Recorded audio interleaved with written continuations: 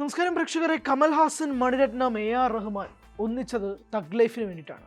ഞാനൊരു സാധാരണ സിനിമയായിട്ട് നമുക്കിതൊന്ന് കാണാം. നമുക്ക് ഈ കമൽഹാസൻ, മണിരത്നം, AR റഹ്മാനൊക്കെ തൽക്കാലം ഒന്ന് മാറ്റി വയ്ക്കാവേ. ഒരു സാധാരണ സിനിമയാണ് തഗ് ലൈഫ്. വലിയ പേരുകളൊന്നും ഇല്ലാതെ കണ്ടൊരു സിനിമയാണെന്ന് പറഞ്ഞാൽ പോലും ഈ സിനിമയ്ക്ക് ഒരു ബിലോ ആവറേജ് മാത്രമാണ് പറയാനുള്ളത്. അപ്പോഴാണ് 38 വർഷങ്ങൾക്ക് ശേഷം, അതും നായകൻ പോലൊരു എവർ ക്ലാസിക് സിനിമ എടുത്ത് ആ കോംബോ ഒരു സിനിമയുമായിട്ട് വരുമ്പോൾ, അതും അവർ തന്നെ അവകാശപ്പെടുന്നത് ടെക്നോളജി പരമായിട്ടും എല്ലാ രീതിയിലും അവർ പഠിക്കുകയാണ്, മുന്നോട്ട് പോവുകയാണ് എന്നൊക്കെ കമൽഹാസനും മണിരത്നവും ഒക്കെ ഓരോ അഭിമുഖങ്ങളിൽ വന്ന് പറയുമ്പോൾ പോലും സ്വാഭാവികമായിട്ട് ഒരു പ്രേക്ഷകരുണ്ടാവുന്ന ഹൈപ്പൊക്കെ ഉണ്ടാവുമല്ലോ. ഈ സിനിമയുടെ കഥ, അതിൽ മാത്രം എന്തുകൊണ്ട് അഡ്വാൻസ്ഡ് ആയില്ല എന്നുള്ളതാണ് ചോദ്യം. ഈ ഗാങ്സ്റ്റർ സിനിമകൾ ഉണ്ടായ കാലം മുതലുള്ള കഥ ഒരു തരത്തിലും മാറ്റമില്ലാതെ അതേപടി എങ്ങനെയാണോ നമ്മൾ ഗാങ്സ്റ്റർ സിനിമകൾ അല്ലെങ്കിൽ ഇതുപോലുള്ള എന്താ പറയുക, നമ്മൾ ആ ടെംപ്ലേറ്റിലുള്ള സിനിമകൾ എങ്ങനെ കണ്ടിട്ടുണ്ടോ ഒരു അംശം പോലും മാറ്റാതെ സംവിധായകൻ മണിരത്നം നമ്മുടെ മുന്നിലേക്ക് കൊണ്ടുവച്ചിട്ടുണ്ട്. അതിൽ വിഷമം തോന്നുന്നത് സംവിധാനം ചെയ്തത് മണിരത്നമാണല്ലോ എന്ന് ഓർത്തിട്ടാണ്. മണിരത്നം അതൊരു പേരല്ലോ, ബ്രാൻഡല്ലേ. ആ ബ്രാൻഡിൽ നിന്നും വന്നൊരു സിനിമ എന്നൊക്കെ പറയുമ്പോൾ സത്യം പറഞ്ഞാൽ നല്ല വിഷമമുണ്ട്, നല്ല വിഷമമുണ്ട് അങ്ങനെ ഒരു സിനിമ ഉണ്ടായതിൽ എന്നുള്ളത്. ഞാൻ പറയുന്നു, ചരിത്രം എപ്പോഴെങ്കിലും ഒന്ന് തിരുത്താൻ പറ്റുമായിരുന്നെങ്കിൽ, മണിരത്നത്തിൻ്റെ ഒരു ഫിൽമോഗ്രഫിയിൽ തിരുത്താൻ പറ്റുമായിരുന്നെങ്കിൽ, അപ്പാടെ ഞാൻ പറയുമ്പോൾ സിനിമ തഗ് ലൈഫ് അങ്ങ് മാറ്റി വെച്ചേക്ക്, അതങ്ങ് ഡിലീറ്റ് ചെയ്യൂ എന്നുള്ളതാണ് എനിക്ക് തോന്നുന്നത്. കാരണം മണിരത്നത്തിൻ്റെ ഫിൽമോഗ്രഫിയിൽ തഗ് ലൈഫ് എന്നൊരു സിനിമ ശരിയാവും തോന്നുന്നില്ല. മണിരത്നത്തിന് ഒരുപാട് ഫ്ലോപ്പ് സിനിമകൾ ഉണ്ടായിട്ടുണ്ട്, ഞാൻ ഇല്ലെന്നൊന്നുമല്ല പറയുന്നത്. പക്ഷേ തഗ് ലൈഫ് പോലൊരു ചിത്രം വന്ന ഒരു സ്പേസ് ഉണ്ടല്ലോ, കമൽഹാസൻ, മണിരത്നം, AR റഹ്മാൻ, 38 വർഷങ്ങൾ നായകൻ കഴിഞ്ഞിട്ട്. എനിക്കറിയില്ല ഈ കമൽഹാസൻ എന്താണ് സംഭവിക്കുന്നത്. കാരണം ഇന്ത്യൻ പോലൊരു സിനിമയുടെ രണ്ടാം ഭാഗം ശങ്കറുമായി ഒന്നിക്കുമ്പോഴേക്കും അതിനുണ്ടാകുന്ന ഹൈപ്പ്, ഇന്ത്യൻ ഒരു ക്ലാസിക് സിനിമയല്ലേ, എന്നാൽ പിന്നെ നമുക്ക് അതിൻ്റെ രണ്ടാം ഭാഗം എടുത്ത് പൊട്ടിച്ചാലോ എന്നൊരു തീരുമാനം എടുത്തുകൊണ്ട് ഇന്ത്യൻ 2 ദേ കിടക്കുന്നത്. നായകൻ കഴിഞ്ഞിട്ട് നമുക്കൊന്നും ചെയ്യാൻ പറ്റിയില്ലല്ലോ മണി. എന്നാൽ പിന്നെ 38 വർഷമായില്ലേ, നമുക്കൊരു പടം എടുത്ത് വീണ്ടും അങ്ങ് പൊട്ടിക്കാം, എന്നിട്ട് ഈ കോംബോ അത്ര വലിയ കോംബോ ഒന്നും അല്ല എന്ന് ആളുകളെ കൊണ്ട് പറയിപ്പിക്കുക. എനിക്ക് മനസ്സിലാവും, ഈ ലോജിക്കിന് പിന്നിലുള്ള കാര്യം എനിക്ക് മനസ്സിലാവുന്നില്ല. ഒരു ക്ലാസിക് സിനിമ വർഷങ്ങൾക്ക് മുമ്പ് എടുക്കുക, അതിൻ്റെ രണ്ടാം ഭാഗം എന്ന് പറഞ്ഞ് ഒരു സിനിമ പൊട്ടിച്ചു, അത് കഴിഞ്ഞ് ആ കോംബോ വീണ്ടും ഒന്നിക്കുന്നു എന്ന് പറഞ്ഞിട്ട് ലോകത്ത് ആരും കേൾക്കാത്തൊരു തിരക്കഥ കേട്ടോ ഈ സിനിമയ്ക്കുള്ളത്.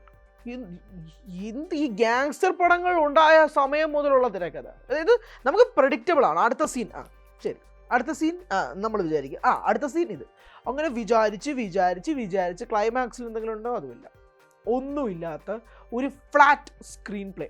എനിക്ക് ഫ്ലാറ്റ് എന്ന് പോലും പറയാനില്ല, ചില സമയത്ത് ഇങ്ങനെ താഴോട്ട് പോകുന്നുണ്ട്, മുകളിലോട്ട് പോകുന്നില്ല, താഴോട്ട് പോകുന്നുണ്ട്. അങ്ങനെ എല്ലാ തരത്തിലും നിരാശ സമ്മാനിച്ച ഒരു സിനിമയായിട്ട് ഇത് മാറി. സത്യം പറഞ്ഞാൽ ഫസ്റ്റ് ഹാഫ് കണ്ടു കഴിഞ്ഞപ്പോഴേക്കും എനിക്കൊരു വലിയ അപ്പോഴും തിരക്കഥയൊക്കെ സെയിമാണ്, മാറ്റമുണ്ട്, കാര്യങ്ങളുണ്ടെന്നൊന്നുമല്ല പറയുന്നത്. പക്ഷെ എടുത്തേക്കുന്ന രീതി വെച്ചിട്ട് ഫസ്റ്റ് ഹാഫ് കഴിഞ്ഞപ്പോൾ ഒരു ചെറിയ ആശ്വാസം. കൊള്ളാം, ഇത് നമ്മൾ മണിരത്നം ഒരുക്കുന്ന എന്തെങ്കിലും ഉണ്ടാവും. സെക്കൻഡ് ഹാഫൊക്കെ കഴിഞ്ഞപ്പോഴേക്കും സിനിമ കണ്ടു തീർക്കാൻ പെടാൻ വിട്ട പാട് എന്നുള്ളതാണ് എൻ്റെ വാസ്തവം. എനിക്ക് ഒരു തരത്തിലും ഈ സിനിമ കണക്റ്റ് ആയില്ല എന്നത് മാത്രമല്ല, നമ്മൾ തിയേറ്റർ റെസ്പോൺസ് ഒക്കെ എടുക്കുന്ന സമയത്തൊക്കെ ആളുകൾ തെറിയാണ് വിളിച്ചത്. സത്യം പറഞ്ഞാൽ തെറിയാണ് വിളിച്ചത്. ഇങ്ങനെ ചെയ്യരുത്, പ്രേക്ഷകരോട് കാണിച്ച ചതിയാണെന്നൊക്കെ അവർ പറയുമ്പോഴേക്കും അവർ പറയുന്ന വാക്കുകൾക്ക് അതിനൊരു വെയിറ്റേജ് ഉണ്ട്. അവർ കൊടുക്കുന്ന പൈസ, അല്ലെങ്കിൽ സാധാരണക്കാരായ പ്രേക്ഷകർ കൊടുക്കുന്ന 200 രൂപ അല്ലെങ്കിൽ 150-200 രൂപ എന്നൊക്കെ പറയുന്നത് ഒരു ദിവസത്തെ അവരുടെ അധ്വാനമാണ്. അപ്പോൾ അത് വെറുതെ കൊണ്ട് കളയാൻ ആർക്കും താല്പര്യമില്ല. അപ്പോൾ അവരുടെ വികാരങ്ങളൊക്കെ അവർ പുറത്തു കൊണ്ടുവരും. സ്വാഭാവികമായിട്ടും പ്രേക്ഷകരുടെ ഭാഗത്തു നിന്നും വളരെ നെഗറ്റീവ് റിവ്യൂ ആയിരുന്നു ആദ്യത്തെ ഷോയ്ക്ക് ശേഷം ഉണ്ടായത്. അത് നമ്മൾ തിയേറ്റർ റെസ്പോൺസ് ആയിട്ട് കൊടുത്തിട്ടുണ്ട് പ്രേക്ഷകർക്ക് മുന്നിലേക്ക്. അപ്പോൾ ഇതാണ് അവസ്ഥ. ഈ സിനിമയെ പറ്റി പോസിറ്റീവായിട്ട് പറയുന്നത് എനിക്കറിയില്ല. പെർഫോമൻസ് ആണ് ഈ സിനിമയെ കുറച്ചെങ്കിലും ഒന്ന് പിടിച്ചു നിർത്തുന്നതെന്ന് തോന്നുന്നു. അതും സിലംബരസനും കമൽഹാസൻ എന്നൊക്കെ പറഞ്ഞാൽ അങ്ങ് ബ്രഹ്മാണ്ഡ പെർഫോമൻസ് ഒന്നും ഞാൻ പറയത്തില്ല. കമൽഹാസൻ ഇമോഷണൽ ആവുന്ന രംഗങ്ങൾ പലപ്പോഴും ഫ്ലാറ്റായിരുന്നു. തൃഷയൊക്കെ എന്തിനാണ് ഈ സിനിമയ്ക്ക് ഉണ്ടെന്ന് എനിക്ക് മനസ്സിലാവുന്നില്ല, സീരിയസ്ലി മനസ്സിലാവുന്നില്ല. എന്തായിരുന്നു തൃഷയുടെ റോൾ, എന്തായിരുന്നു എൻ്റെ റോളെന്നൊക്കെ ഏതോ സിനിമയിൽ ചോദിക്കുന്ന പോലെ എന്തായിരുന്നു തൃഷയുടെ റോളെന്ന് എനിക്ക് മനസ്സിലാവുന്നില്ല. ജോജു ഒക്കെ വന്നു, ജോജുവിൻ്റെ ഒക്കെ അത്യാവശ്യം നല്ല സ്ക്രീൻ പ്രസൻസ് ഒക്കെ ഉണ്ട്, പക്ഷെ കാര്യമില്ല. തിരക്കഥ അത്രയ്ക്ക് ഫ്ലാറ്റായി പോയി. തിരക്കഥയ്ക്കകത്ത് ഒന്നും ഇല്ലെന്നേ. തിരക്കഥയ്ക്കകത്ത് ഒരു എക്സൈറ്റിംഗ് ആയിട്ടൊരു എലമെൻറ്റോ അല്ലെങ്കിൽ നമുക്കത് പുഷ് ചെയ്ത് നമുക്കത് ഭയങ്കരമായി കാണാൻ പറ്റുന്ന ഒന്നുമില്ലാത്ത ഒരു വളരെ എന്താ പറയുക, ഒരു മണിരത്നം കമൽഹാസൻ ചിത്രമായിട്ട് ദയവ് ചെയ്ത് തഗ് ലൈഫ് ചിന്തിക്കുക പോലും ചേരുന്നതാണ് എനിക്ക് അഭിപ്രായം. അതായത് നിങ്ങൾ കാണുന്ന നടൻ കമൽഹാസൻ അല്ല എന്ന് വിചാരിക്കുക, നിങ്ങൾ ഇനി ഈ സിനിമ കാണാൻ പോകുന്ന പ്രേക്ഷകരാണെങ്കിൽ. ഇത് സംവിധാനം ചെയ്ത് മണിരത്നമേ അല്ല. അതായത് മണിരത്നവും ഈ സിനിമയും തമ്മിൽ ഒരു ബന്ധമില്ല എന്നുള്ളത് മാത്രം ചിന്തിച്ചുകൊണ്ട് കാണുക. എങ്കിലൊരു എന്താ പറയുക, ഒരു ബിലോ ആവറേജ് എക്സ്പീരിയൻസ് എങ്കിലും നിങ്ങൾക്ക് സിനിമ കിട്ടും. അല്ലെങ്കിൽ നമ്മൾ ഇവരുടെയൊക്കെ സിനിമകളൊക്കെ കണ്ട് അതങ്ങനെ ഭ്രാന്ത് കൊണ്ട് ഇവരാണ് സിനിമ എന്നൊക്കെ പറഞ്ഞ് നമ്മൾ ഇവരുടെ സിനിമയായിട്ട് തഗ് ലൈഫ് എന്നൊക്കെ പോയി കണ്ടു കഴിഞ്ഞാൽ പ്രേക്ഷകന് ഒരു വിലയും കൊടുക്കാത്ത ഒരു 2.25 മണിക്കൂർ ടോർച്ചറിങ് നമുക്ക് സ്ക്രീനിൽ കാണാം. ഐ ഡോണ്ട് അണ്ടർസ്റ്റാൻഡ് എന്തിനായിരുന്നു ഈ സിനിമ എടുക്കാനുള്ള ഇവരുടെ പ്രചോദനം എന്ന് എനിക്ക് മനസ്സിലാകുന്നില്ല, ഒരു തരത്തിലും മനസ്സിലാകുന്നില്ല. എന്തിനായിരുന്നു ഈ സിനിമ ഇപ്പോൾ കൊണ്ടുവന്നതെന്ന് പോലും എനിക്കറിയില്ല. ഞാൻ ആലോചിക്കുന്നത് നായകൻ പോലും ഒരു സിനിമ എടുത്ത് അവർ വെച്ചിട്ടുണ്ട്. വേണ്ട, എന്തിനാണ് ഇനി വീണ്ടും ഒന്നിക്കുന്ന ആ സാധനം ചരിത്രത്തിൽ എപ്പോഴും ഉണ്ടായിരിക്കും, അതെപ്പോഴും സംസാരിക്കപ്പെടും. കമൽഹാസൻ പറഞ്ഞൊരു വാചകം, നിങ്ങൾ ഈ സിനിമ കാണുമ്പോൾ നായകൻ എന്ന സിനിമ നിങ്ങൾ മറക്കുമെന്നാണ്. സത്യമായിട്ടും കേട്ടോ, നായകൻ മറക്കും. അതായത് ഇതുപോലൊരു സിനിമ എടുത്തു വെച്ചേക്കുന്നതാണ് ഇവരാണ് നായകൻ ചെയ്തത് എന്നത് നമ്മൾ മറക്കാൻ ആഗ്രഹിക്കും. വേണ്ട, അത് ഓർക്കണ്ട എന്നുള്ള മറക്കാമായിരുന്നു കമൽഹാസൻ ഉദ്ദേശിച്ചതെന്ന് ഈ സിനിമ കണ്ടു കഴിഞ്ഞതിന് ശേഷമാണ് എനിക്ക് മനസ്സിലായത്. പക്ഷേ ഒരു തരത്തിലും സാറ്റിസ്ഫൈ ചെയ്യാൻ പറ്റാത്ത, ഒരു തരത്തിലും ഗൂസ് ബംസ് മൊമെന്റ്സ് തരാത്ത, ഒരു ഹൈ മൊമെൻറ്റ് കിട്ടാത്ത, AR റഹ്മാൻ പോലും ഇടയ്ക്കൊക്കെ വെച്ചിട്ട് ഒരു സീൻ എലിവേറ്റ് ചെയ്യാൻ പെടുന്ന പാട്. ഈ ട്രെയിലറിൽ കാണുന്ന സാധനം മാത്രം കേട്ടോ സിനിമ, അതിനപ്പുറത്തേക്ക് ഒന്നും ഉണ്ടെന്ന് ദയവേത് വിചാരിക്കരുത്. ഇതിൻ്റെ മുകളിലേക്ക് എന്തൊക്കെയോ ഉണ്ട്, ഒന്നുമില്ല. ട്രെയിലറിൽ ഈ സിനിമയിലുള്ള പ്രധാനപ്പെട്ട കാര്യങ്ങളെല്ലാം അവർ ട്രെയിലറിൽ വെച്ചിട്ടുണ്ട്. അതാണ് പടം, അല്ലാതെ വേറെ ഒന്നുമില്ല. ഇതിനകത്ത് പൊളിറ്റിക്കലി എനിക്ക് ഒത്തുപോകാൻ പറ്റാത്ത പല കാര്യങ്ങളും ഈ സിനിമയിൽ സംസാരിക്കുന്നുണ്ട്. അതിനെപ്പറ്റിയുള്ള ചർച്ചകളൊക്കെ ഒരു ഭാഗത്ത് വേറെ നമുക്ക് നടത്താം. പക്ഷേ സിനിമ തന്ന ഒരു എക്സ്പീരിയൻസിനെ പറ്റിയാണ് ഞാൻ പറയുന്നത്. It was a very disappointing experience. ഒരിക്കലും യോജിച്ചു പോകാൻ കഴിയാത്ത രീതിയിലുള്ള ഒരു തിരക്കഥ, അതിൻ്റെ ഒരു സ്റ്റോറി ലൈൻ, എല്ലാം കൊണ്ടും ഈ സിനിമ നിരാശ തന്നെയായിരുന്നു. ബലം തിയേറ്റർ റെസ്പോൺസ് എടുത്തുകൊണ്ടിരുന്ന സമയത്ത് പല പ്രേക്ഷകരും പറഞ്ഞിരുന്ന ഒരു കാര്യമുണ്ട്, ജയം രവിയും ദുൽഖറും രക്ഷപ്പെട്ടു എന്നുള്ളതാണ്. ഈ സിനിമയിൽ അഭിനയിക്കാതിരുന്നത് കൊണ്ട് ദുൽഖറും ജയം രവിയും രക്ഷപ്പെട്ടു എന്നുള്ളതാണ് പറഞ്ഞത്. സത്യമാണ്, ഇത് അങ്ങനെ തോന്നിപ്പോവും. ഇവരൊക്കെ ഈ സിനിമയിൽ നിന്ന് ബാക്കൗട്ട്. ഐശ്വര്യലക്ഷ്മിക്ക് എനിക്കൊന്നും മനസ്സിലാവുന്നില്ല എന്തൊക്കെയാണ് നടക്കുന്നത്, എന്താ നടന്നത് ഒന്നും എനിക്ക് അറിയാം. പക്ഷേ ഇതൊക്കെ ഇവരാണല്ലോ ചെയ്തതെന്ന് ആലോചിക്കുമ്പോൾ ഒന്നും മനസ്സിലാവുന്നില്ല എന്നുള്ളതാണ്. സോ വളരെ ഡിസപ്പോയിൻറ്റിംഗ് ആയിട്ട് എക്സ്പീരിയൻസ്. അത് വീണ്ടും ഡിസപ്പോയിൻറ്റിംഗ് എന്ന് പറയുമ്പോൾ എനിക്ക് സ്വാഭാവികമായിട്ടും ഉണ്ടാകുന്നൊരു വിഷമമുണ്ട്. First half was nice actually, കഥയൊക്കെ സെയിം ആണ്.